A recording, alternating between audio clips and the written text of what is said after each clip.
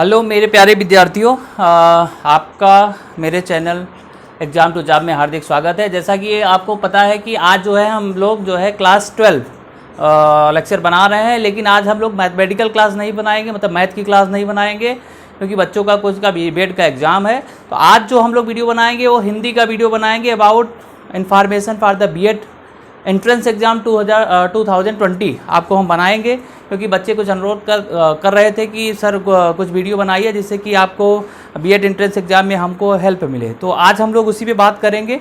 Entrance exam BEd की जो परीक्षा लगी हुई है एंट्रेंस एग्ज़ाम की, ठीक है, उसके बारे में बात करेंगे जिससे कि आपका थोड़ा अच्छा सा नंबर आए और आपका भविष्य उज्जवल हो। तो ध्यान रखिएगा, पूरी चीज़ें तो इस वीडियो में अभी पॉसिबल नहीं हो सकती, लेकिन हम जितना हेल्प हो सकेगा हम आपकी करेंगे, तो इसको ध्यान रखिएगा। देखिए, जैसा कि आपको पता है कि जो है हमारा पेपर 9 तारीख को लगा है और जो है 50-50 मतलब 2 पेपर होंगे। 50 आपका जीएस का क्वेश्चन होगा पहले पेपर में, और दूसरा पार्ट हिंदी का 50 क्वेश्चन होगा, ठीक है। एक क्वेश्चन 2 नंबर के होंगे और 1/3 माइनस मार्किंग है, इसको ध्यान रखिएगा। तो बड़े सोच समझ के लगाइएगा। जो सेकेंड पेपर होगा वो आपका जो है general intelligence, you can say that reasoning and optional paper का मतलब अगर आप कॉमर्स हैं तो कॉमर्स, आर्ट हैं तो आर्ट, और अगर आप साइंस हैं तो साइंस। तो आप अपने भी पोर्शन को टच करिएगा जिस स्ट्रीम से आपने भरा हो। दूसरी बात, एक चीज़ ध्यान रखिएगा, समय बहुत ज़्यादा होगा, समय पर्याप्त होगा आपके पास। वहाँ पे 3-3 घंटे का पेपर है। आप 1 घंटे में अगर देखा जाए तो 1-1 घंटे में पेपर हो जाता है, 2-2 घंटे बैठे रहते हैं, लेकिन समय पर्याप्त है। तो ऑप्शन भी आपको सही से लगाना है। एक बार लगा लेंगे दूसरी बार मिटा नहीं पाएंगे, तो उसको ध्यान रखिएगा। ज़बरदस्त तरीके से आप करिए और आपको जो है अच्छा सा नंबर मिले। जितना हेल्प हो सकेगा हम करेंगे।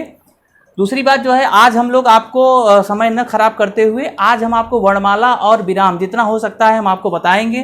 तो जो क्वेश्चन इसमें आते हैं वो आपको नहीं छूटने पाएंगे। तो वर्णमाला जो बहुत ही इंपॉर्टेंट चैप्टर है, इससे क्वेश्चन आते हैं, बेसिकली 5-6 क्वेश्चन आपको मिल जाएंगे।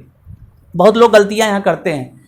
तो जो वर्णमाला होते हैं बेटा, इसमें वर्ण हमारे कुल होते हैं, टोटल 52 वर्ड होते हैं। तो इसको ध्यान रखिएगा कि टोटल वर्ड हमारे 52 होते हैं। इनको अगर देखा जाए तो स्वर और व्यंजन में बांटा गया है। किसमें बांटा गया भाई? स्वर और व्यंजन में बांट दिया गया है। अब हमारे पास जो टोटल वर्णमाला 52 होते थे, उसमें जो स्वर होते हैं उनको हम लोग बांट दिए हैं ह्रस्व और दीर्घ में। ह्रस्व और दीर्घ में। तो ह्रस्व, पहली तो बात ये समझ लो कि स्वर क्या होते हैं, व्यंजन क्या होते हैं। जो विदाउट मात्राओं के या किसी दूसरे वर्ण की सहायता से बनते हैं उन्हें हम लोग स्वर कहते हैं, और जो स्वरों की सहायता से बनते हैं उन्हें व्यंजन कहते हैं। स्वर को ह्रस्व और दीर्घ में बांटा गया। ह्रस्व का मतलब ये होता है कि जो बहुत कम समय में बोले जाते हैं, और दीर्घ का मतलब जो थोड़ा सा समय लेके बोलते हैं उन्हें हम लोग दीर्घ कहते हैं। तो ह्रस्व में जो आते हैं हमारे, वो आते हैं बेटा अ, ई, उ और री आते हैं, ये 4 आते हैं। और जो दीर्घ में आते हैं वो आता है आ, बड़ा ई, बड़ा उ, ए, ओ, औ। ये आपके जो होते हैं 4, 2 6, 2 8, 1 9, 2 11। तो आपको अगर एग्जाम में कभी पूछा जाता है कि सर मूल स्वर कितने होते हैं, तो आप मूल स्वर हमेशा 11 बताएंगे। कितना बताएंगे भाई? 11 मूल स्वर बताएंगे, उससे ज़्यादा आप मूल स्वर नहीं बताएंगे। दूसरी बात, 52 में से 11 निकालेंगे, जो 41 बचेगा वो आपके व्यंजन होते हैं। लेकिन मूल व्यंजन अगर आपसे पूछा जाएगा तो आप 33 बताइएगा, न कि 41 बताइएगा, क्योंकि मूल जो आपके व्यंजन होते हैं उनमें जो है कुछ उत्क्षिप्त व्यंजन होंगे, कुछ संयुक्त व्यंजन होंगे। तो इस तरह से जो मिला के बनते हैं वो व्यंजन बना देते हैं। तो व्यंजनों को हम लोग अगर कैटेगराइज करें तो ध्यान रखिएगा, जो व्यंजन होते हैं उनको हम लोग पहले बोलते हैं स्पर्श व्यंजन। स्पर्श व्यंजन, स्पर्श व्यंजन क वर्ग से, वर्ग का मतलब क से लेके अंग, च का मतलब च छ ज झ य। तो कोई वर्ग का मतलब होता है कि उसको शुरू से लेके अंत करना है। क वर्ग का मतलब क ख ग घ अंग, च वर्ग का मतलब च छ ज झ य, ऐसे सारे वर्ग होते हैं। तो क वर्ग से प वर्ग, और एक होता है आपका ड और ढ, जहाँ पे नीचे मात्रा लगी होती है, इसको ध्यान रखिएगा, इसे मुक्ता कहते हैं। तो ड ढ में अगर मुक्ता लगा होता है तो इसको ये 25 होते हैं और 2 ये होते हैं, तो कुल मिला के 27 स्पर्श व्यंजन होते हैं, इसको ध्यान रखिएगा।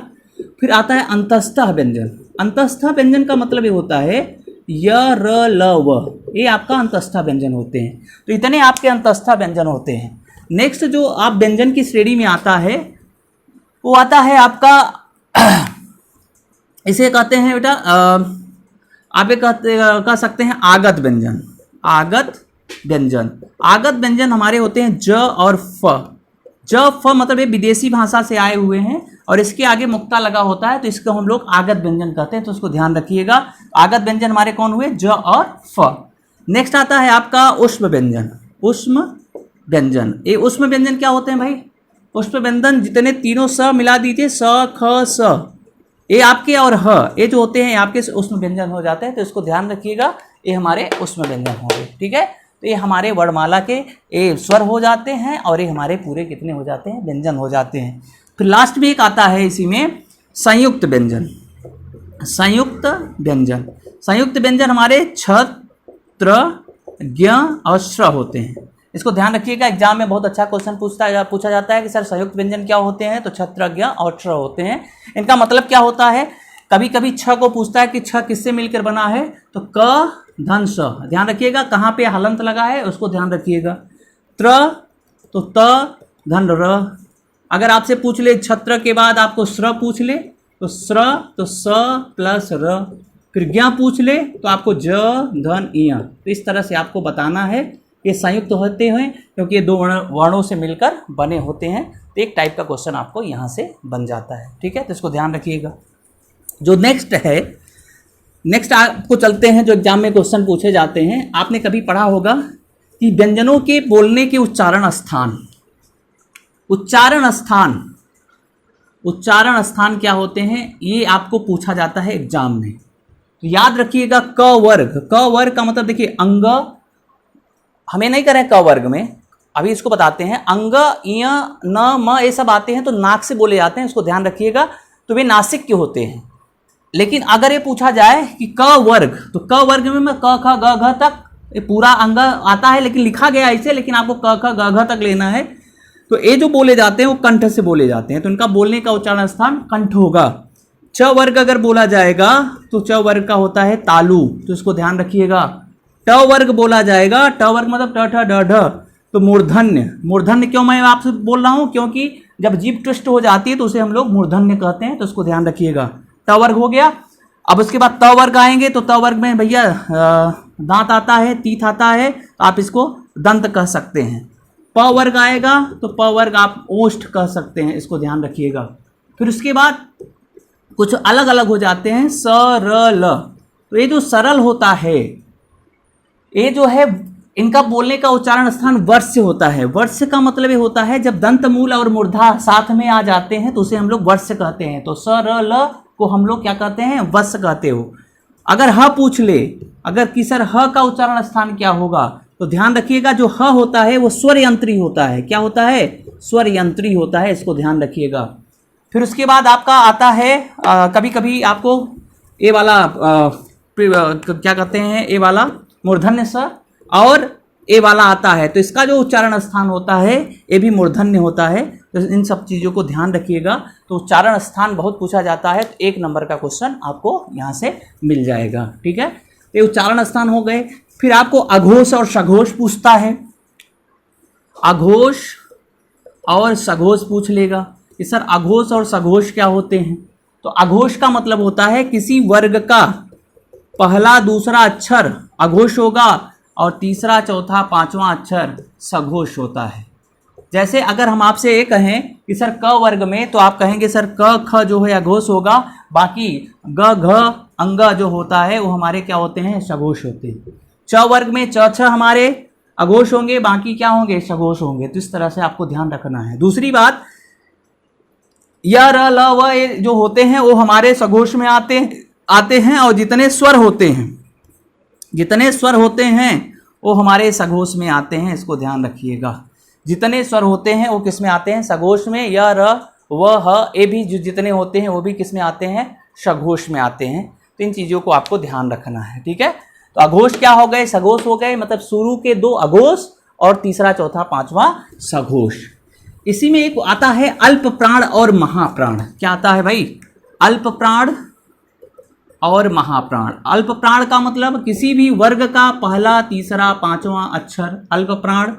महाप्राण, महाप्राण, महाप्राण का मतलब दूसरा और चौथा, ये आपका महाप्राण होता है। जैसे अगर क वर्ग की बात करें तो क वर्ग में क, ग और अंग जो होगा वो हमारा अल्प प्राण में आएगा, महाप्राण में ख और घ आ जाएगा। ऐसे च वर्ग में चलेंगे तो च, इसमें च, ज और इय जो होगा वो हमारा किस में आ जाएगा, अल्प प्राण में आएगा और बाकी कहाँ चला जाएगा, ठीक है, महाप्राण में चला जाएगा। तो इसको ध्यान रखिएगा। तो इस तरह से आप अल्प प्राण, महाप्राण, अघोष और सघोष निकाल सकते हैं। तो यहाँ से भी क्वेश्चंस आते हैं। अच्छा, कुछ चीज़ें एक चीज़ ध्यान रखिएगा जो एग्जाम में क्वेश्चन पूछे जाते हैं। विवृत स्वर, अग्रस्वर, अग्रस्वर, पश्च स्वर, समृत स्वर, इन सब से भी क्वेश्चन आता है। तो एक बार कोई भी आप अगर आपके पास बुक होगा तो इसको विवृत स्वर, अग्रस्वर और पश्च स्वर और समृत स्वर को भी पढ़ लीजिएगा। अग्रस्वर का मतलब होता है जो आगे से बोले जाते हैं। अग्रस्वर। विवृत का मतलब होता है जो पूरा मुंह खोल के बोला जाता है, जैसे औ, आ, ऐसे विवृत स्वर होते हैं। अग्र का मतलब अ जो आगे से बोला गया, पश्च स्वर जो पीछे से बोले आते हैं। अगर आप किसी बुक में देखेंगे तो पीछे बहुत सारे आपको पश्च स्वर के एग्जाम्पल्स आपको देखने को मिलेंगे, ठीक है। समृत स्वर, समृत स्वर का मतलब मुंह पूरा नहीं खुला होगा, बहुत थोड़ा सा खुला होगा, वो हमारे समृत स्वर में आए हैं। तो ये हम आपको बता रहे हैं कि आप एक बार इन पे भी फोकस कर लीजिएगा, ठीक है, क्योंकि आप एग्जाम देने जा रहे हैं तो ये सब चीज़ें आपके लिए बहुत ही इंपॉर्टेंट है। तो ये हम पूरा आपको हिंदी नहीं पढ़ा रहे हैं, आप मेन आपको फोकस है कि आप क्या क्या चीज़ें पढ़ने जा रहे हो, तो उसको ध्यान रखिएगा।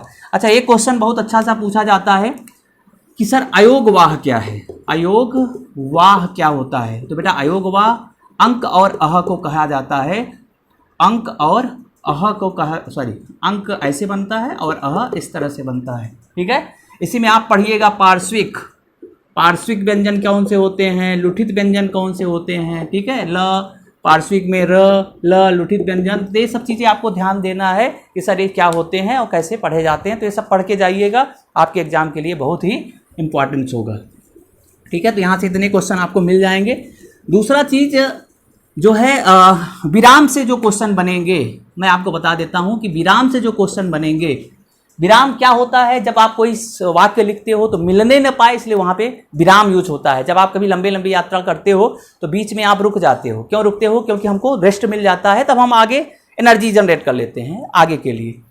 तो विराम का ही मतलब होता है कि जो वाक्य है हमारे मिलने न पाए, अलग अलग प्रकार से उनका उच्चारण अच्छे से हो, तो वही हमारा विराम होता है। तो कामता प्रसाद जी ने जो विरामों की संख्या बताया था वो 20 बताया था। कुछ विराम जो कि बहुत इंपॉर्टेंट है, जो आपके लिए एग्जाम के लिए आएंगे, उसको मैं बता दे रहा हूं। जैसे आपने अभी तक अल्प विराम पढ़ा होगा, अल्प विराम, अर्ध विराम पढ़ा होगा, अर्ध विराम और पूर्ण विराम, आपने पूर्ण विराम पढ़ा होगा। इतने विराम आपने पढ़े होंगे और ये आपको सबको पता है। अल्प कामा लगता है, सिंबल भी पूछता है कि अल्प विराम का क्या होता है। अर्ध विराम जो कि आधे पे जाके बनता है, पूर्ण विराम जो इस तरह से बनता है।